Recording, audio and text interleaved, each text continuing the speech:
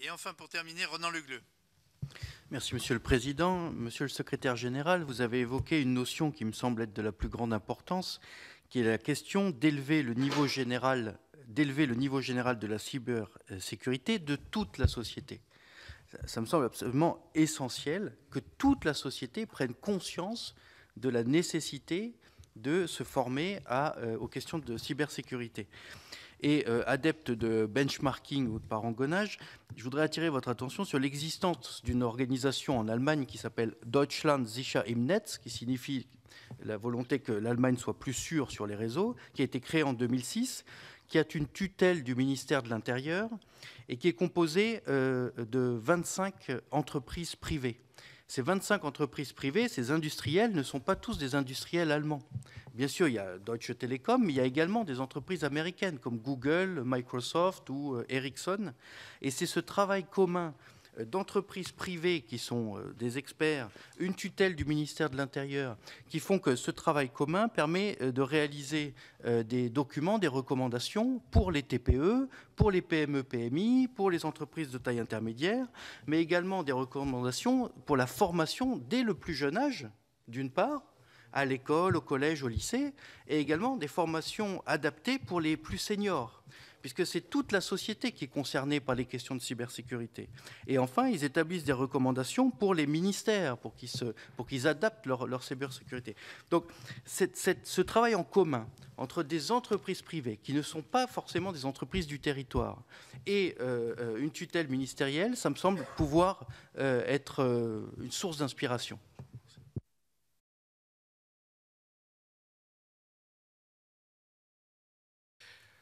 Formation, ah oui, c'était votre dernière question sur la formation à la cybersécurité. Je pense que le rapport sur la revue Cyber va beaucoup revenir aussi sur ces questions. Vous avez vu qu'il y a par ailleurs parfois des initiatives privées, Salle de Niel ou d'autres, qui montrent que voilà, tout ne vient pas de l'État, puisqu'en réalité, c'était votre question, l'Allemagne fait avec les opérateurs privés, etc.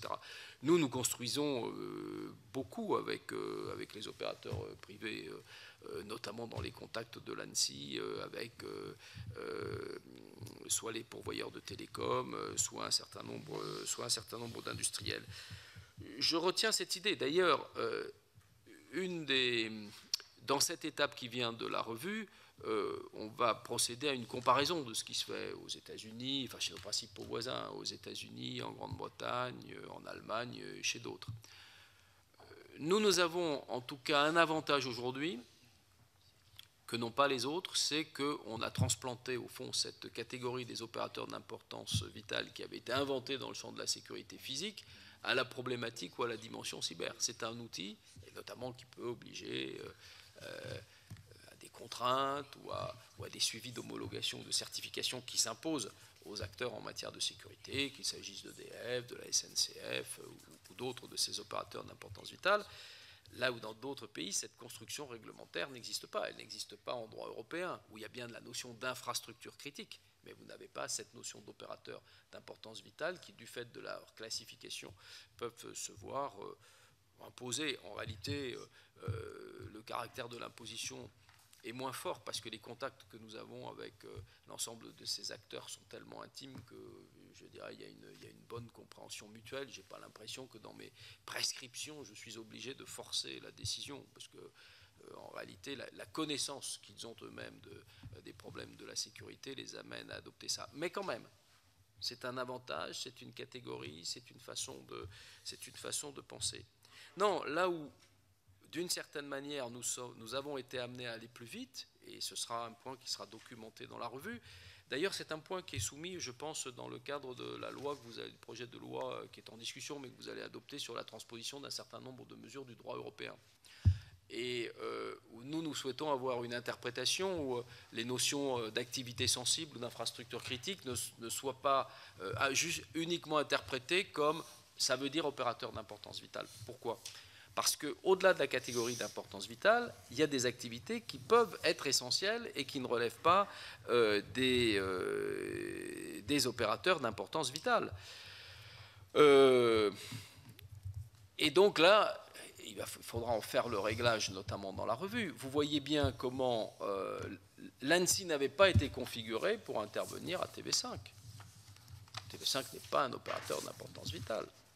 En revanche, la question que la mise en panne volontaire de TV5 faisait peser sur une démocratie, sur la liberté d'expression, sur le fonctionnement des médias et de la presse, en fait bien une activité essentielle du fonctionnement de notre pays, qui est une démocratie.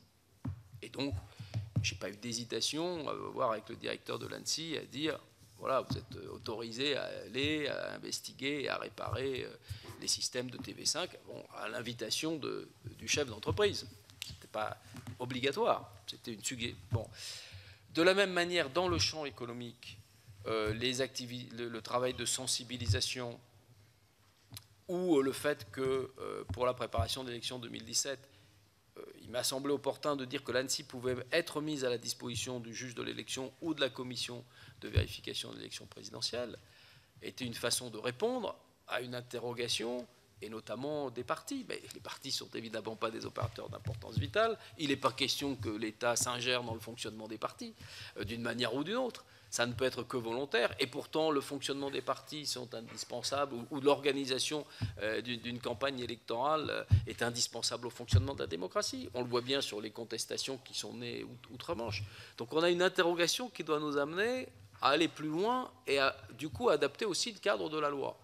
Sur les élections, il m'a semblé que ça ne pouvait pas être le pouvoir exécutif et qu'il valait donc mieux délocaliser l'ANSSI comme une sorte d'expert technique à la disposition du juge constitutionnel s'il en avait eu besoin, ou de M. Sauvé comme président de la commission des comptes de contrôle de l'élection présidentielle, ce qui s'est d'ailleurs passé dans un cas qui a amené la formation politique, ou plutôt la formation de campagne, l'équipe de campagne qui pensait qu'elle avait été agressée, à la fois solliciter cette expertise et en même temps à déposer plainte. Donc tous ces points, évidemment, sont nouveaux.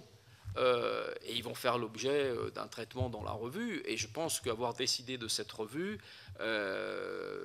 montre qu'il y avait bien une nécessité à avoir pour la première fois un livre blanc sur la cybersécurité, et en même temps le mûrissement dans les esprits. Et je dirais tous les débats qu'on a eus ce matin, tous ces échanges qu'on a eus le prouvent.